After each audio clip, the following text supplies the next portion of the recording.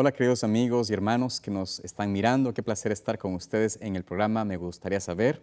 Agradecemos al Señor que nos permite conectarnos con ustedes a través de sus inquietudes y preguntas y por supuesto deseamos siempre poder contestarlas de la manera más clara posible a través de la palabra de Dios. Tengo el privilegio de estar junto al pastor Daniel Miranda. Pastor, bienvenido al programa, qué placer estar contigo aquí. Muchas gracias de nuevo, pastor, por invitarme a este programa. Es un placer siempre tenerte y gozo mucho la compañía tuya y vamos a estudiar unas preguntas interesantes, bastante peculiares en realidad, pero también queremos invitar a ustedes, queridos amigos, a que no dejen de enviar sus preguntas a la dirección que está en pantalla, tv@zoomtv.org, y haremos lo posible siempre de contestarlas conforme el orden que nos llegan. Agradecemos también los comentarios y por supuesto también que nos indiquen de dónde nos escriben, porque nos ayuda a tener un poco más de cercanía con ustedes, a sentirnos un poco más en familia, en casa con ustedes. Bueno, antes de comenzar, pastor, vamos a una oración. ¿Te parece bien? Así que oremos. Amante Padre Celestial, Señor, en esta ocasión te agradecemos por traernos nuevamente aquí delante de tus hijos para compartir de la palabra. Sabemos, oh Dios, de que en nosotros mismos no hay ninguna sabiduría humana, ningún pensamiento superior, sino simplemente somos siervos tuyos y pedimos que nos des del Espíritu Santo para poder compartir tu palabra y enseñarla en una forma clara y que traiga respuesta a las mentes de las personas y sobre todo que nos acerque más a ti. Pedimos, Señor, todo esto en el nombre de Jesús. Amén. Amén. Amén, pastor. Muy bien, tenemos una pregunta que nos hace nuestro amigo Pablo Castro y no nos dice dónde es, pero tiene una interesante inquietud que es estas preguntas un poco difíciles de contestar, ¿no? En realidad. Y veo que es alguien que estudia la palabra, así que agradezco mucho de esto, pero dice lo siguiente: me gustaría una aclaración, pide él. Nos cita primero en 1 Samuel 16:10, dice que David es el octavo hijo, mientras que en 1 Crónicas 2:15 menciona que es el séptimo. Hay contradicciones en la Biblia. ¿Es la Biblia infalible?, pregunta él. Otra situación, en el libro de Mateo 27:9 y 10 hace referencia a que Jesús había de ser vendido por 30 piezas de plata y nos indica que esto se encuentra en Jeremías, pero la referencia real de las monedas es de Zacarías 11, 12 y 13. Gracias por su aclaración. Así que estas son dos preguntas de alguien que ha leído la Biblia o que tal vez ha entrado en sus textos, ha encontrado esta aparente contradicción o inconsistencia o incoherencia. Así que vamos primero a analizar, pastor, los primeros versículos y ver qué es la inquietud de este hermano Pablo. Claro que sí. Me parece esta una excelente pregunta y tuvimos que hacer un poco de investigación al respecto. Sí, eso te digo. Pero primero pues vamos a ir a los textos y luego creo que la pregunta más importante que él hace aquí es la segunda, donde él pregunta: ¿la Biblia es infalible? Porque creo que ahí está el meollo del asunto. Correcto. En cuanto a cómo nosotros percibimos la Biblia, la inspiración de la palabra de Dios. Así es. Vamos al versículo 10 del capítulo de Samuel, 1 Samuel 16, versículo 10. Dice allí la palabra de Dios: e hizo pasar Isaí a 7 de sus hijos delante de Samuel. Mas Samuel dijo a Isaí: Jehová no ha elegido a estos. Entonces aquí vemos que Isaí, que era el padre de David, cuando vino Samuel a buscar el que iba a ungirlo como rey, como futuro rey de Israel, Isaí trajo sus 7 primeros hijos, según este versículo, y no estuvo allí. Entonces da a entender de que hay un octavo hijo que sería David. Ahora, si vamos al versículo de 1 de Crónicas, capítulo 2, versículo 15, pastor, tal vez usted lo tiene allí. ¿Qué nos dice este versículo en cuanto a David? 1 de Crónicas 2:15.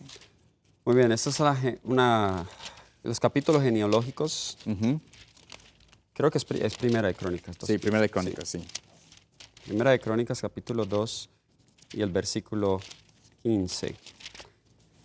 Bueno, aquí nos dice, desde el 13, e Isaí engendró a Eliab, su primogénito, al segundo Abinadab, Simea al tercero, el cuarto Natanael, el quinto Radai, el sexto Osem y el séptimo David. Así que aquí nos dice que el séptimo es David, pero en 1 Samuel 16:10 nos dice que David era el octavo. Y lo mismo dice en 1 Samuel 17:12, donde claramente dice que Isaí tenía 8 hijos y David era el menor de ellos.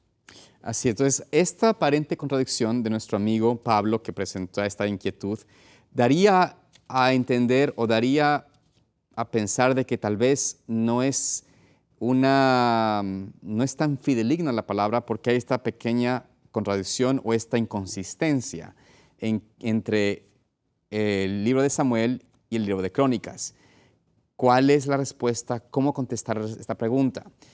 En realidad, pastor, tenemos aquí un par de quizás aclaraciones al respecto, donde tal vez podemos decir, ahora no podemos afirmar exactamente por qué hay una omisión clara, categórica en el capítulo de Primera de Crónicas, por qué no se menciona el 8º hijo por nombre, pero podemos pensar de que esta genealogía de David, que está hablando aquí de los hijos que fueron engendrados para Isaí, mencionan los hijos, los hermanos de David, que fueron contados entre los que estaban vivos cuando estaba haciéndose esta genealogía. Es una de las posibles aclaraciones, unas posibles opciones de que había eran los hijos que estaban vivos o que tuvieron genealogía. Posiblemente es una de las maneras, no es la única, es una de las cosas que podemos decir al respecto. Otra manera, tú mencionaste, era que posiblemente podría haberse sido el séptimo parto, ¿no es cierto? O puede ser una opción, el séptimo parto, teniendo o sea, como aquí sería el séptimo parto y no los 8 partos de una persona. Es decir, tal vez tuvo la esposa un hijo, un hermano que murió o un gemelo. Gemelo, claro. Algo que pasó así. Entonces no se cuenta el gemelo que no estaba vivo. Algo por el estilo puede ser una de las aclaraciones. ¿Qué te puedes decir al respecto también? Claro, en realidad se han ofrecido varias explicaciones al respecto en cuanto a esto, pero ninguna de ellas pues es definitiva. Claro. Me parece muy interesante y creo que quizá hay 2 maneras de ver esto. Número 1, que hubo un error en el manuscrito y quizá no se mencionó uno, pero esa es muy dudosa en este caso porque Primera de Crónicas 2 es muy específico al mencionar el primero, el segundo, el tercero, el cuarto, el quinto, el sexto y el séptimo. Sería muy difícil pensar que hubo un error aquí en el copista. Lo otro es que, y este comentario es el comentario de Cambridge Bible for School of Colleges, donde dice que Isaí tenía 8 hijos y aquí uno parece que deliberadamente ha sido ignorado debido a que él no tenía hijos. Esta es la posibilidad que este comentario está dando. Y el Elihu, por ejemplo, si vamos aquí a 1 Crónicas 27, versículo 18, se nos menciona a uno de los hermanos de David que no está aquí. Ajá. Y nos dice acá en 1 Crónicas 27, 18, de Judá, Eliú, uno de los hermanos de David, de los de Isaacar, Omri, hijo de Micael. Ahora, algunos dicen que este Eliú es el mismo Eliab, que era el primogénito. Yeah. Eso es lo que algunos dicen. Pero según dice este comentario, Eliú, uno de los hermanos de David, que se menciona en 1 Crónicas 27, 18, probablemente se identifica con Eliab y no es considerado como un 8º hermano.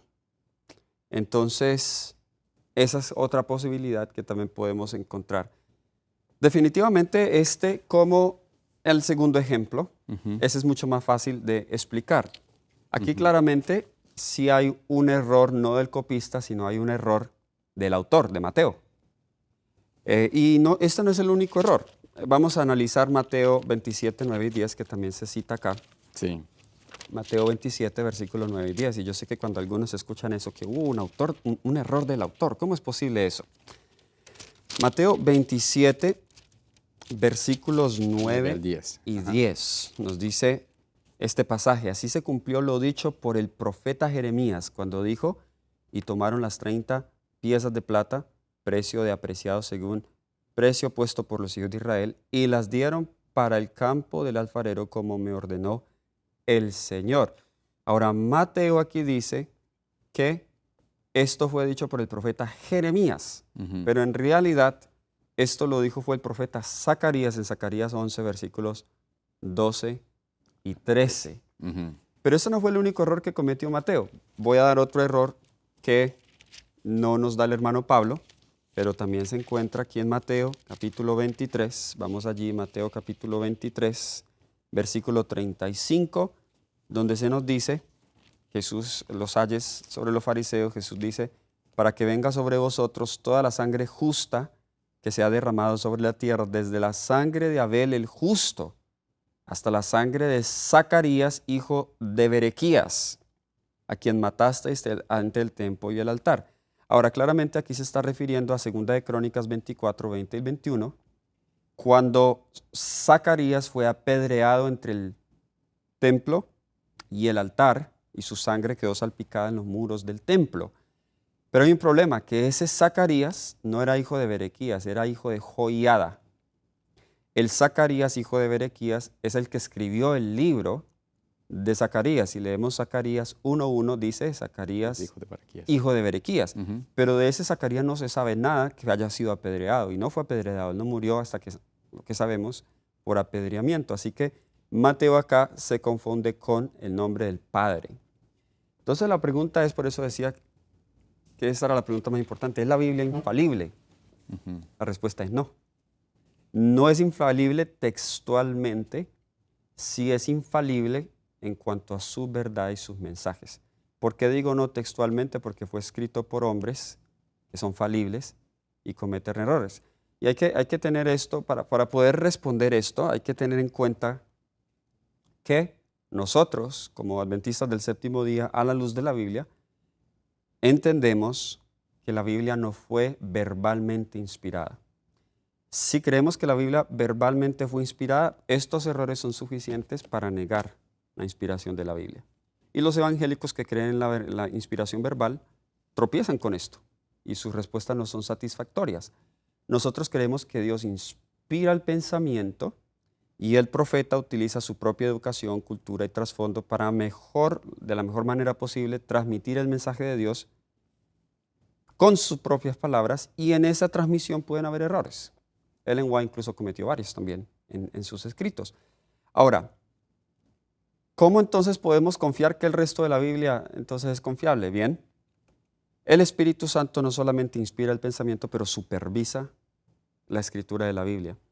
Cuando el profeta por alguna razón se desvía del mensaje que Dios le dio, Dios lo corrige.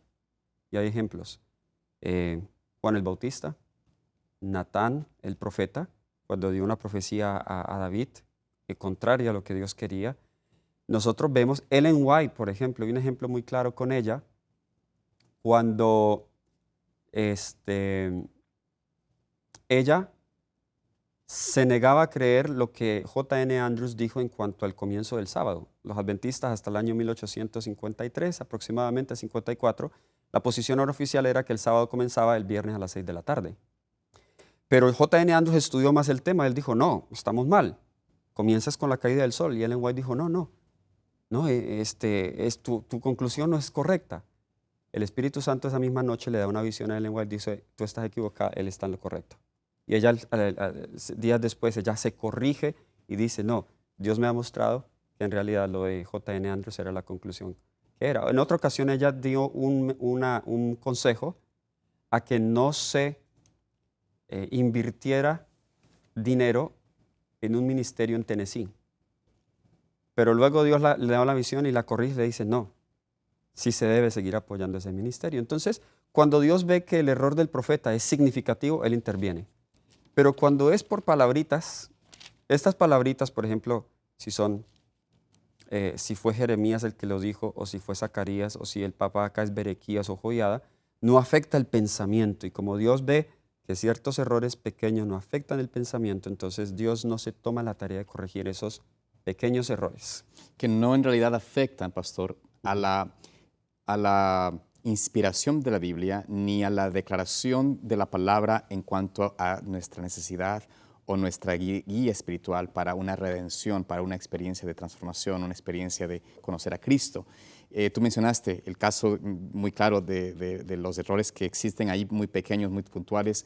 Inclusive sabemos de que el apóstol Pablo inclusive habló de que ciertas cosas que decían no las dijo en el momento de inspiración y está en la palabra de Dios. Entonces, entendemos de que estas cosas no son para nosotros negar la inspiración de la Biblia o tener dudas de la palabra de Dios, sino que realmente nos muestran la humanidad del hombre y a la vez resaltan el poder de Dios de darnos una palabra que en su mensaje, en su conexión, en su integración, es y demuestra que Dios inspiró, que hay en ese sentido es infalible, en el sentido de que podemos confiar en ella. Amén. Ahora, hay que tener también cuidado de no ser llevados a la duda por esto. Y Dios no quita toda duda. Si tú quieres dudar de la palabra de Dios, vas a encontrar alguna evidencia, alguna cosa que la resaltas como mayúscula para decir, ahora sí. Y eso es importante que tengamos en mente. El enemigo quiere que la gente dude de la palabra de Dios porque sabe que si es que duda de la palabra de Dios, entonces no tengo con qué fundamentar mi fe ni creer en la verdadera manera de contrarrestar al enemigo que es, pon escrito está. Y eso exactamente, pastor. Y hay muchas pequeñas contradicciones como estas. Algunas son por error del autor, como las que vimos en Mateo. Otras son por error del copista. O traducción. De traducción. Y otras son aparentes contradicciones que simplemente cuando se estudia más cuidadosamente, pues vemos que hay armonía. Otro ejemplo, pues no nos vamos a detener mucho acá, pero también en Samuel, en 2 Samuel 24, 9, se dice que cuando Joab reporta el número, David le pidió que hiciera un censo, cuando él reporta el número de los guerreros del rey, él cuenta 800,000 guerreros que pueden ceñir la espada, Sí. y en Judá 500,000 soldados. Pero ese mismo texto en 1 de Crónicas 21, 15 dice que Israel tenía 1,100,000 soldados que podían llevar la espada y Judá tenía 470,000. O sea que hay una discrepancia en las figuras. Y entonces uno dice, bueno, ¿quién tenía la razón? Así que estos pasajes hay que estudiarlos con más cuidado y poder nosotros determinar si hubo un error de traducción, un error de escritura por el copista o simplemente hay algo que no estamos viendo. Amén. Gracias, pastor. Vamos a continuar con la siguiente pregunta que nos llega a nosotros de nuestro querido amigo, no Daniel, estoy aquí confundido, perdonen. Es la que sigue en la siguiente pregunta. Alicia. Alicia, gracias. Sí. Alicia. Dice lo siguiente. Leyendo Génesis 3:16, Dios dice a la mujer, multiplicaré en gran manera los dolores de tus embarazos. Ansiarás a tu esposo y él te dominará. En otras versiones dice, y tu deseo será para tu marido. ¿Qué significa ese deseo o ansiarás a tu esposo? Muy bien, esa es una interesante pregunta de nuestra amiga Alicia. Y tú sabes, ha sido un tema que para muchas personas, especialmente en el contexto de la sociedad actual, lo miran como un texto que hace hincapié o hace una declaración de que la mujer o la esposa tiene que estar sometida,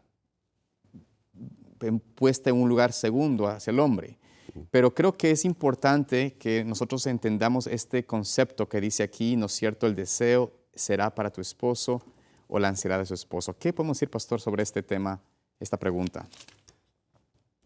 Sí, hay una expresión similar que se utiliza en el siguiente capítulo que quizá esa expresión nos va a arrojar un poco de luz. Correcto. Al respecto de esto. En Génesis 4, Génesis el capítulo 4, donde nos dice el versículo 6 y 7, eso es Caín y Abel. Dice entonces Jehová dijo a Caín, ¿por qué te has ensañado? ¿Y por qué ha decaído tu semblante? Ujú. Si bien hicieres, no será enaltecido. Y si no hicieres bien, el pecado está a la puerta. Con todo esto, a ti será su deseo, y tú te enseñorearás de él. Ujú. Noten que ahí tenemos los dos mismos elementos, el deseo y el hecho de Enseñorear. enseñorearse. ¿A qué se está refiriendo Génesis 4, versículos 6 y 7? Caín estaba enojado porque Dios había preferido a Abel. Y Dios simplemente le está explicando por qué él le estaba tratando de razonar con Caín. Y le está diciendo en el versículo 7, si hicieres bien, no serás enaltecido. En otras palabras, la razón por la cual Caín se había enojado era porque se sentía que aunque él era el mayor, se sentía menor porque Dios prefirió a su hermano menor.